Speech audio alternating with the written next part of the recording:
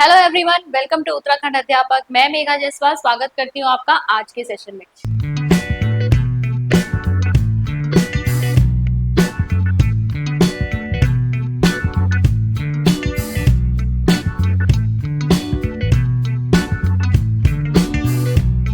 तो आज के सेशन में हम अगेन करने वाले हैं आपके यूनिट 2 साइंस के कुछ एमसीक्यूज। तो इससे पहले हमने कुछ एमसीक्यूज आपके डिस्कस किए थे, जिसमें मैंने आपका टॉपिक कौन सा लिया था, सेल पर क्वेश्चन बेस्ड थे और प्लस वो न्यूट्रिशन के ऊपर भी बेस्ड थे। आज जो दो टॉपिक्स हम कवर करेंगे उसमें एक तो आपका केमिकल रिएक्शन होगा, दूसरा होगा excretion and circulation in plants and animals. ठीक है, उस पे बेस्ड हम कुछ एमसीक्यूज करके देखते हैं।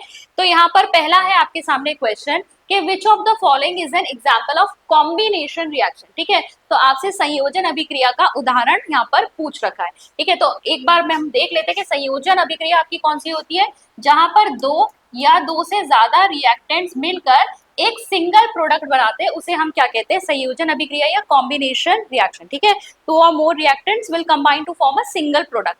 तो इस तरह की हमें रिएक्शन यहाँ पर कहाँ पे दिखाई दे रही है, तो आप देख सकते हैं H2 plus O2 will give twice of H2O, KClO3, KCl plus 3O2, आपका Zn plus CuSO4 gives ZnSO4 plus Cu और NaCl plus AgNO3 gives AgCl and NaNO3। तो हमें साफ साफ पता चल रहा है फर्स्ट वाली इक्वेशन जो है आपकी, वही आपकी संयोजन अभिक्रिया है। एक और चीज आपको बता देती हूँ, और जो आपकी रिएक्शन है उसमें भी हम एक बार देख लेते हैं।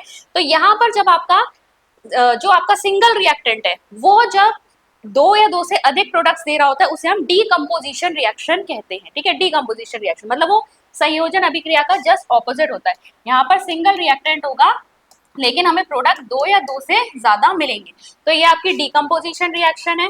ठीक है, फिर अगर हम तीसरे पर जाएं तो ये आपकी डिस्प्लेसमेंट रिएक्शन है। ठीक है, डिस्प्लेसमेंट यानी विस्थापन।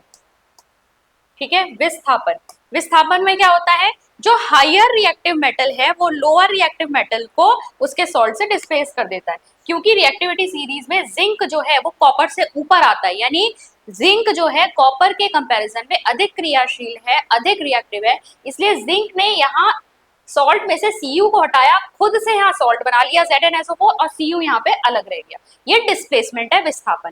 जो इसके नीचे वाली आपकी डी वाली है, ये डबल डिस्प्लेसमेंट है। आप देखो यहाँ पर एक्सचेंज हुआ है आयंस का, यहाँ NaCl था और AgNO3 था, Ag ने Cl के साथ यहाँ पर AgCl बना लिया और Na ने NaNO3 के साथ यहाँ पर आप देखो NaNO3 यहाँ पर बना लिया। तो यहाँ पर ये डबल डिस्प्लेसमेंट है। ठीक है, द्विविस्थापन कहते हैं जिसे।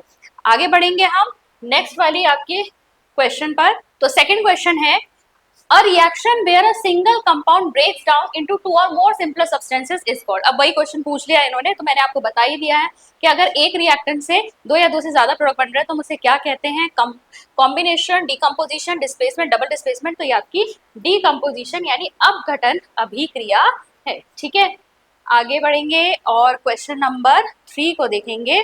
तो क्वेश्चन नंबर 3 आपका है, in a displacement reaction two compounds exchange ions, a more reactive element displaces a less reactive element from its compound, two or more elements combine to form a single compound, heat is absorbed। तो यहाँ पर देखो साफ साफ लिखा है, more reactive element displace करता है लेस रिएक्टिव एलिमेंट को उसके कंपाउंड से, यही डिस्प्लेसमेंट रिएक्शन होती है।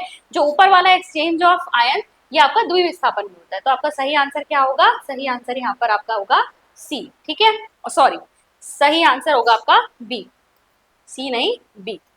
Next question, which of the following is an example of a double displacement reaction. निम्नलिखित में से कौन द्विविस्थापन अभिक्रिया का उदाहरण है। तो द्विविस्थापन मैंने आपको समझा दिया है, तो आपको यहाँ पर खुद से आप आइडेंटिफाई कर सकते हैं। देखो ये तो संयोजन अभिक्रिया है, ये डीकम्पोजिशन है, सिंगल आपके रिएक्टेंट में दो से ज्यादा प्रोडक्ट मिल रहे हैं। फिर ये आपकी वही जो मैंने अभी विस्थापन बताई थी, सेम ही एग्जाम्पल आ गया है। यहाँ पर देखो ये भी एग्जाम्पल सेम आ गया और ये द्विविस्थापन है, तो डी वाला ऑप्शन आपका करेक्ट ऑप्शन हो जाएगा। फिर हम आएंगे नेक्स्ट क्वेश्चन पर, जो है आपका a reaction in which heat is released. वह अभिक्रिया जिसमें ऊष्मा जो है वो मुक्त होती है, उसे हम क्या कहते हैं, एंडोथर्मिक, एक्सोथर्मिक, डीकम्पोजिशन, डिस्प्लेसमेंट। तो देखिए जिसमें आपकी ऊर्जा जो है वो मतलब बाहर निकलेगी रिएक्शन में, तो वो होती है आपकी एक्सोथर्मिक रिएक्शन। ठीक है, एक्सोथर्मिक रिएक्शन। जो रेस्पिरेशन की प्रोसेस है जिसमें एनर्जी लिबरेट होती है वो एक एक्सोथर्मिक रिएक्शन है।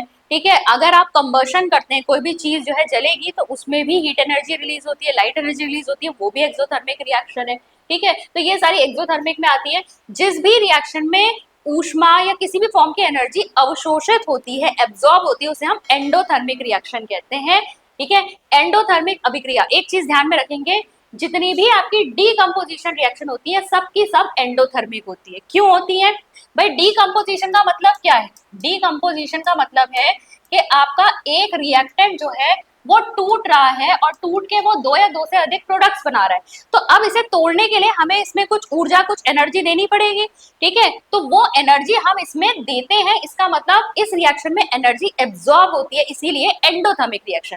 तो ध्यान रखेंगे, डीकम्पोजिशन रिएक्शन हमेशा ही एंडोथर्मिक रिएक्शन होती है, ऊष्मा अवशोषी कहते हैं इसे। ठीक है, ऊष्मा अवशोषी अभिक्रियाएं हैं।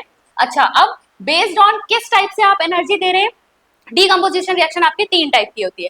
अगर आप हीट की फॉर्म में, ठीक है, हीट की फॉर्म में, ऊष्मा की फॉर्म में अगर एनर्जी दे रहे हैं तो ये होता है थर्मल डीकम्पोजिशन। ठीक है, अगर आप यहाँ पर इलेक्ट्रिसिटी की फॉर्म में दे रहे हैं तो हम इसे इलेक्ट्रोलिसिस कहते हैं। ठीक है, लिसिस मतलब टूटना, इलेक्ट्रो मतलब इलेक्ट्रिक फॉर्म में एनर्जी आप दे रहे हैं। अगर आप लाइट की फॉर्म में एनर्जी देते हैं तो ऐसी रिएक्शंस को हम फोटो केमिकल रिएक्शंस कहते हैं। एक एक एग्जांपल आपको दे देती हूँ। थर्मल डीकम्पोजिशन में आप देख सकते हैं, सिंपल सा एग्जांपल ले लेते हैं, CaCO3 कैल्शियम कार्बोनेट की अगर आप हीटिंग करेंगे तो आपको मिलेगा CaO plus CO2, quick line और कार्बन डाइऑक्साइड, दो प्रोडक्ट मिल रहे हैं। ठीक है, अगर इलेक्ट्रिसिटी में तो आपका एक एग्जाम्पल रहता है H2O। H2O जो है अगर आप इसकी इलेक्ट्रोलिसिस करते हैं, ठीक है, तो आपको मिलेगा H2 प्लस हाफ O2।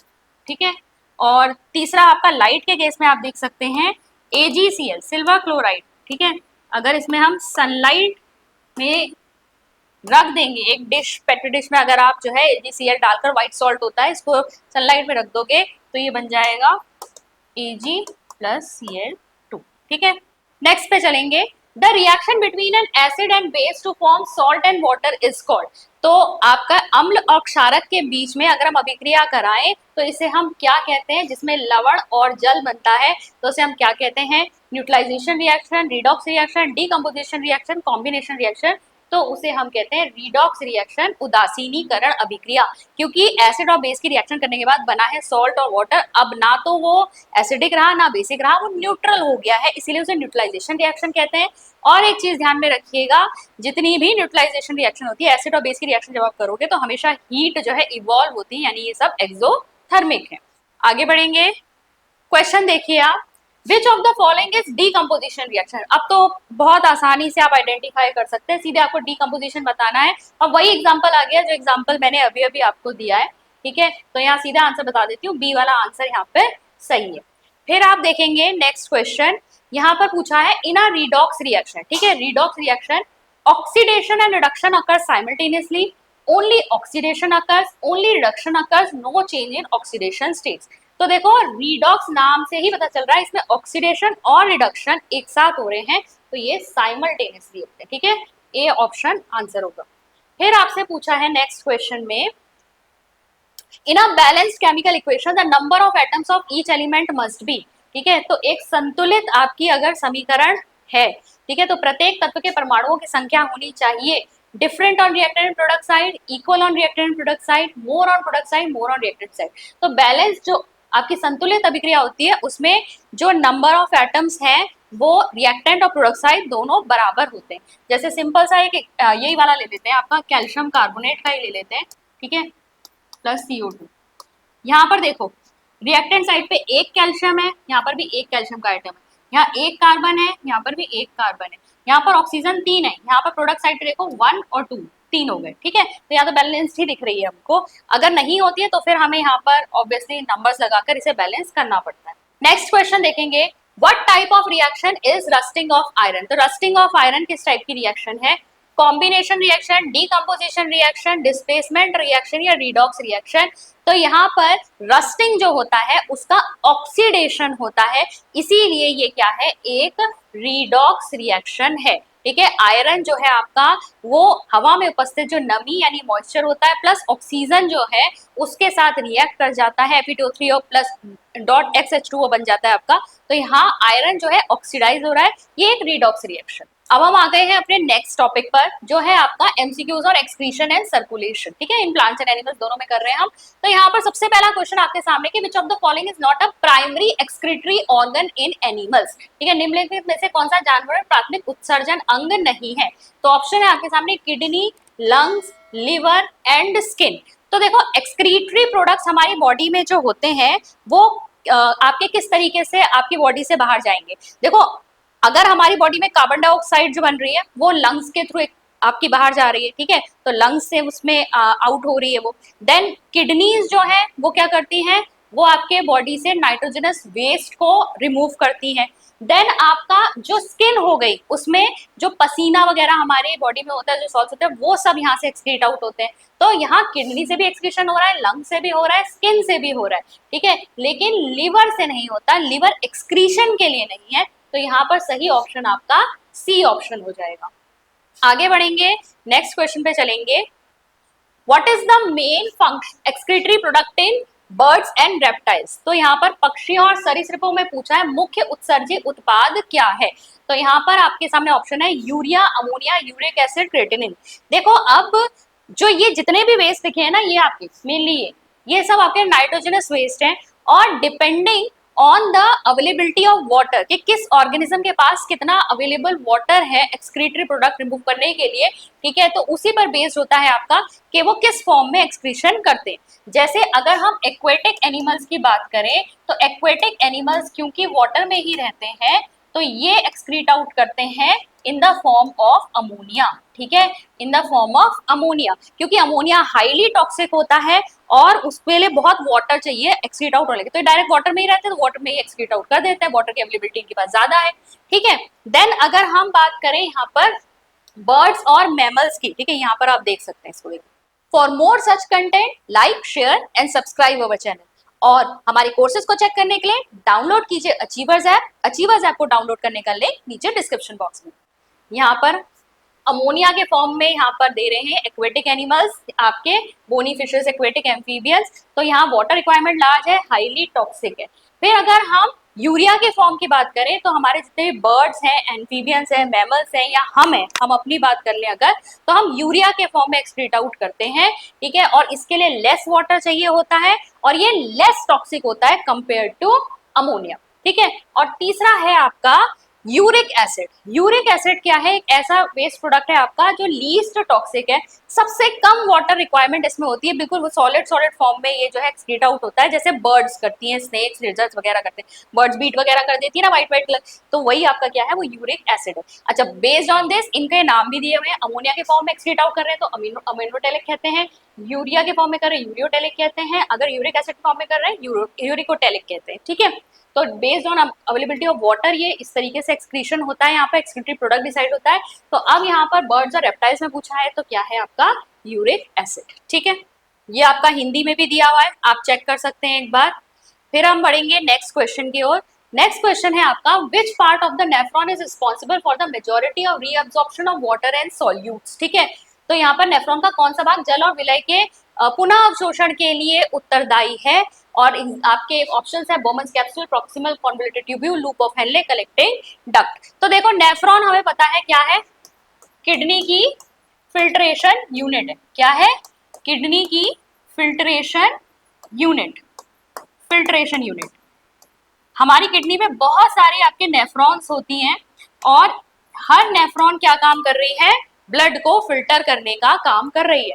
अगर आप यहाँ पर नेफ्रॉन का डायग्राम देखोगे तो कुछ इस तरीके का है। मेन पार्ट इसमें क्या है, ये आप बोमन्स कैप्सूल देख रहे हो, ये बोमन्स कैप्सूल ऐसे कप शेप का स्ट्रक्चर है, कप शेप का, और ये क्या है, इसे बोमन्स कैप्सूल कहते हैं। इसके अंदर जो है ब्लड कैपिलरीज एकदम गुच्छे की तरह टाइटली ऐसे पड़ी हुई है, उसे कहते हैं ग्लोमेरुलस, ठीक है, क्या कहते हैं उसे, ग्लोमेरुलस। अब यहाँ पर क्या है, आपकी एफरेंट आर्टरी जो है आपकी एक ब्लड लेकर आती है, जो फिर यहाँ पर क्या होता है, यहाँ पर मेन जो है फिल्ट्रेशन होता है, जो भी वाटर हुआ, कुछ ऐसे हार्मफुल वेस्ट वगैरह हुए, वो सब यहाँ पर फिल्टर आउट हो जाते हैं, और जो आपका प्योर ब्लड है, जो फिल्टर्ड ब्लड है, वो एफरेंट आर्टरी यहाँ से लेकर चली जाती है, ठीक है।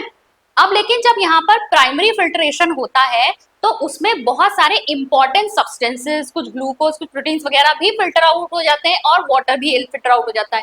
तो जब ये फिल्ट्रेट जो भी मटेरियल निकला है वो इस तरीके से इन ट्यूब्स में, ठीक है, सबसे पहला क्या है, ये पोर्शन क्या है आपका, ये प्रॉक्सिमल कॉन्वोल्यूटेड ट्यूब्यूल है जो इसके साथ ही जुड़ा हुआ है। और इसके बाद आप देखोगे यहाँ से ये लूप ऑफ हेनले बन रहा है यू शेप में, फिर इस तरीके से ये लास्ट में कलेक्टिंग डक्ट में जा रहा है। कलेक्टिंग डक्ट में जो है जितने भी आपके नेफ्रॉन्स है ना, लास्ट में सब कलेक्टिंग डक्ट में जुड़ते हैं और ये कलेक्टिंग डक्ट यूरेटस के थ्रू फिर यूरिनरी ब्लैडर में जो है यूरिन को फिल कर देता है। ठीक है, तो अब यहाँ पर जो मेन रीएब्जॉर्प्शन वाला पार्ट है, जो फिर से पुनः अवशोषण होना है, जो इंपॉर्टेंट सॉल्यूट्स हमारे फिल्टर आउट हो गए हैं, जो वाटर आपका हो गया, ठीक है, वो सब आपको किसमें करना है, वो important solutes mostly proximal convoluted tubule में होते हैं। और बाकी जब इधर यहाँ पर ये फ्लो करेगा तो वाटर वगैरह का भी रीएब्जॉर्प्शन यहाँ पर हो जाता है। तो इस तरीके से आपका ये चलता है। तो फिल्ट्रेशन अगर आपसे पूछ ले तो किसमें होता है, बर्मन्स कैप्सूल में होता है। और स्पेसिफिक पूछ ले भाई, ग्लोमेरुलस से फिल्ट्रेट होता है, जो इनिशियल फिल्ट्रेट है उसको ग्लोमेरुलस फिल्ट्रेट ही कहते हैं। और रीएब्जॉर्प्शन कहाँ होता है, प्रॉक्सिमल आपके कॉन्वोल्यूटेड ट्यूब्यूल, या अगर आपसे ट्यूब्यूल पूछ लेंगे तो इसमें भी आपका रीएब्जॉर्प्शन होता है। तो यहाँ ऑप्शन जो आपका सही होगा वो क्या होगा, प्रॉक्सिमल कॉन्वोल्यूटेड ट्यूब्यूल। नेक्स्ट पे चलेंगे, What is the process by which plants release excess water through stomata? तो किस प्रोसेस के थ्रू प्लांट अपना एक्सेस वाटर जो है वो रिमूव आउट करते हैं? तो एक्सेलेशन, ट्रांसपिरेशन, रेस्पिरेशन, फोटोसिंथेसिस, ये ट्रांसपिरेशन प्रोसेस है। स्टोमेटा से वाटर वेपर के फॉर्म में वाटर का धीरे धीरे यहाँ से रिमूव आउट होना क्या है, ट्रांसपिरेशन। देन नेक्स्ट क्वेश्चन है आपका, Which of the following is not a component of the human circulatory system? तो जो आपका ह्यूमन सर्कुलेटरी सिस्टम है उसका कौन सा इसमें से हिस्सा नहीं है? Blood, blood vessels, lungs, heart. तो देखो यहाँ पर लंग्स जो है वो सर्कुलेटरी सिस्टम का हिस्सा नहीं है। जो सर्कुलेशन पोर्शन है कि देखो हार्ट क्या कर रहा है, हार्ट तो पंप कर रहा है, वो ब्लड को सब तरफ पहुंचा रहा है। प्लस जो है ब्लड वेसल जो है वो ब्लड को कैरी कर रही है और सब तरफ लेकर जा रही है। ठीक है, तो और ब्लड तो आपका है ही, जिसमें ऑब्वियसली जो मेन सब्सटेंस है जो पूरे में ट्रांसपोर्ट हो रहा है, जो food material, hormones, waste product, water, जितनी भी चीजें, कार्बन डाइऑक्साइड, ऑक्सीजन, जो भी हमें बॉडी में इधर से उधर जो है पहुंचानी है वो सब ब्लड के अंदर ही आपकी स्थित है। नेक्स्ट क्वेश्चन देखेंगे, what is the primary function of xylem in plants? तो जाइलम का प्राइमरी फंक्शन क्या है प्लांट्स में? Transport of water, transport of food, storage of water, photosynthesis. तो ये शायद हमने पिछली बार किया था, शायद मुझे याद नहीं आ रहा, लेकिन ट्रांसपोर्ट ऑफ वाटर जो है वो मेन फंक्शन होता है प्लांट्स में जाइलम का। दो वेस्कुलर टिश्यूज होते हैं आपके यहाँ पर, जाइलम और फ्लोएम, दोनों का काम प्लांट्स में ट्रांसपोर्टेशन का है। ठीक है, जाइलम का काम है वाटर ट्रांसपोर्ट करना, फ्लोएम का काम होता है फूड ट्रांसपोर्ट करना, जिसे हम स्पेसिफिक नाम ट्रांसलोकेशन भी कहते हैं। चलिए आगे वाले क्वेश्चन पे बढ़ेंगे और नेक्स्ट क्वेश्चन है आपका, what is the function of the pulmonary artery? ठीक है, पल्मोनरी आर्टरी का फंक्शन यहाँ पर आपसे पूछा है। carries oxygenated blood to the lungs, carries deoxygenated blood to the lungs, carries oxygenated blood to the body, carries deoxygenated blood to the body। अब देखो इसको करने से पहले ना एक बार आप चेक कर लो, मैं आपको यहाँ पर थोड़ा सा सर्कुलेशन समझा देती हूँ। तो हमारा ये ह्यूमन हार्ट जो है 4 चेम्बर से बना हुआ है, 2 आर्ट्रियम है, 2 वेंट्रिकल्स है। ठीक है, 4 चेम्बर है, ये 1 हो गया राइट आर्ट्रियम, ये 2 हो गया लेफ्ट आर्ट्रियम, ये 3 हो गया राइट वेंट्रिकल, ये 4 हो गया लेफ्ट वेंट्रिकल। ठीक है, ये सेपरेट आउट कर रहे हैं ना इसको, ये आर्टरी और वेंट्रिकल जो है सेपरेट कर रहे हैं। मेन पंपिंग ऑर्गन क्या है आपका, हार्ट है। ठीक है, इसके बाद हमने किसकी बात की, ब्लड वेसल्स की। ब्लड वेसल्स में आपकी क्या क्या होती है, ब्लड वेसल्स में आपकी होती है, एक बार मैं यहीं पे बता देती हूँ, ब्लड वेसल्स में आपकी होती है आर्टरी और वेन, और तीसरी एक और होती है कैपिलरीज।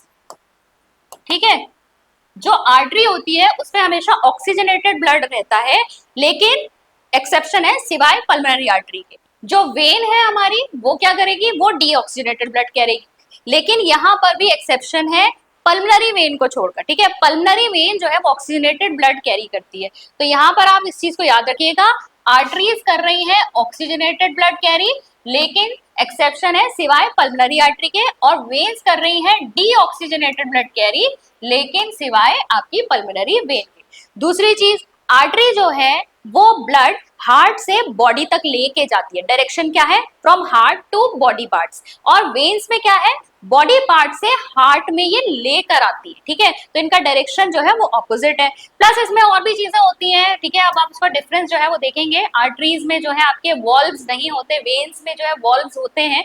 वॉल्व्स बेसिकली यहाँ पर वेन अगर ऐसे होगी तो यहाँ पर इस तरीके के आपके वॉल्व्स बने हुए होते हैं, क्योंकि बॉडी पार्ट से जो ब्लड आ रहा है उसमें कोई प्रेशर तो है नहीं, तो वहां बैकफ्लो हो सकता है। तो बैकफ्लो को रोकने के लिए यहाँ पर क्या होते हैं, वॉल्व्स प्रेजेंट होते हैं। तीसरे आपके क्या है, मैंने बताई आपकी कैपिलरीज, मैंने आपको बताई। कैपिलरीज बहुत ही वन सेल थिक होती है, बहुत पतली पतली सी, ठीक है। वेन्स और आर्टरीज तो आप हाथ में भी देख सकते हो, अपनी रिस्ट में देख सकते हो, लेकिन यहाँ पर जो कैपिलरीज होती है वो एक एक सेल के बीच बीच में तक पहुंचती है, ठीक है। तो असली एक्सचेंज जो होता है वो वहीं पर होता है आपका, जो भी आपके मटेरियल का एक्सचेंज होता है सेल और ब्लड के बीच में, ठीक है। चलिए अब हम बात कर लेते हैं, मैंने आपको ये समझा दिया ब्लड वेसल्स। ये आपका जो सर्कुलेशन होता है वो किस तरीके से होता है, एक बार मैं आपको ये बता देती हूँ। तो हमने देखो ये हार्ट में मैंने आपको बताया 4 चेम्बर्स हैं, ठीक है, 4 चेम्बर्स हैं। Right atrium, left atrium, right ventricle, left ventricle. सबसे पहले क्या होता है, सबसे पहले बॉडी ऑर्गन से जो डीऑक्सीजनेटेड ब्लड है, ठीक है, क्योंकि बॉडी ऑर्गन्स में क्या है, बॉडी ऑर्गन्स में आपका रेस्पिरेशन प्रोसेस हुआ होगा, फूड जो है ब्रेक डाउन हुआ होगा, ठीक है। फूड मतलब यहाँ पर उसके लिए क्या हुए, न्यूट्रिएंट्स, जो फाइनल प्रोडक्ट उसके पास आ रहा है उसका भी यहाँ पर क्या होता है, ऑक्सीडेशन होता है, ग्लूकोज का ऑक्सीडेशन होता है, जिससे क्या एनर्जी रिलीज होती है और CO2 रिलीज होती है। वो CO2 क्या करनी है, फिर से अपनी बॉडी से बाहर करनी है और ऑक्सीजन इनटेक करनी है, ठीक है। तो यहाँ पर देखो, तो यहाँ बॉडी ऑर्गन से जो ब्लड आपका आ रहा है वो किससे आता है, वेन्स के थ्रू आ रहा है, क्योंकि वेन्स का डायरेक्शन क्या था, बॉडी पार्ट्स टू हार्ट, ठीक है। तो वेन्स से आ रहा है और राइट आर्ट्रियम में सबसे पहले आता है आपका डीऑक्सीजनेटेड ब्लड, ठीक है, वेन्स के थ्रू यहाँ पर आता है, ठीक है। मेन वेन आपकी वेना कावा होती है, उससे आ रहा है।